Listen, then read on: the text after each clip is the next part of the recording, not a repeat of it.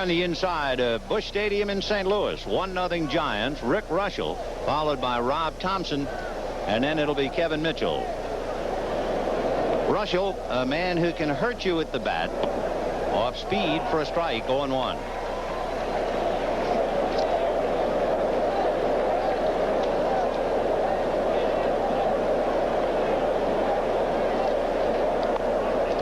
One ball and one strike.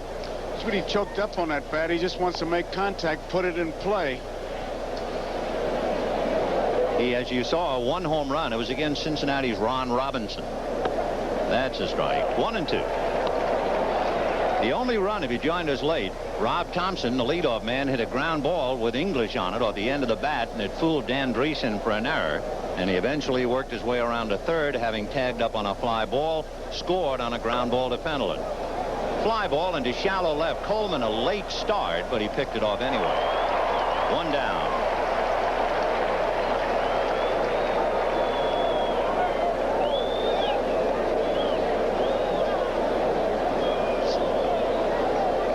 Rob Thompson was aboard on the air by Dan Dreesen. That's the difference in the game right now.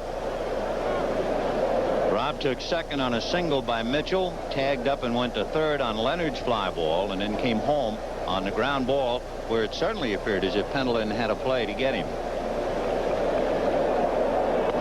Good fastball. That's about as hard as he's thrown tonight, right there. Right there is the hardest he's thrown, but it just keeps setting up that off-speed pitch. When you can change speeds like he can, and fastball looks very fast.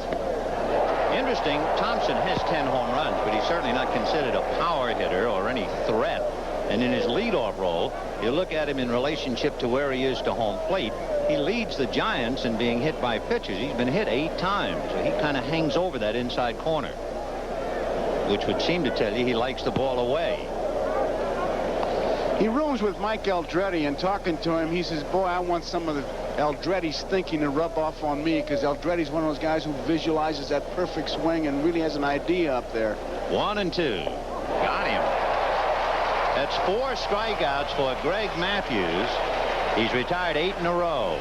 And Thompson was way out in front of that pitch, and you just keep talking about how the fastball sets up the other pitch, and that's why when you talk about Mathews, he needs a combination of the two. He can't just get by with one. You can't say, well, his off speed is good, and there you see it. You can see the rotation, and Thompson chases it and doesn't get it. Boy, what he has going tonight so far is great arm speed. I mean, his arm is driving through. You have to think fastball, and then somehow he pulls that string. Well, that's what makes the change of pace effective. If it doesn't look like a fastball, forget it. You'll be backing up third. So 4 strikeouts in 2 2/3 innings. There's the fastball, and he comes right back with a change in the same motion. 1-1. Best changeup we've seen in the National League in the last few years belonged to Mario Soto of the Cincinnati Reds. Of course, he also had a 90-mile-an-hour fastball. That'll help. That pitch right there is to keep Kevin Mitchell honest. He got that ball up and in. He's not afraid to come inside. Mathews really in control here. 2-1 to Mitchell. 2 out in the third. 1-0 Giants.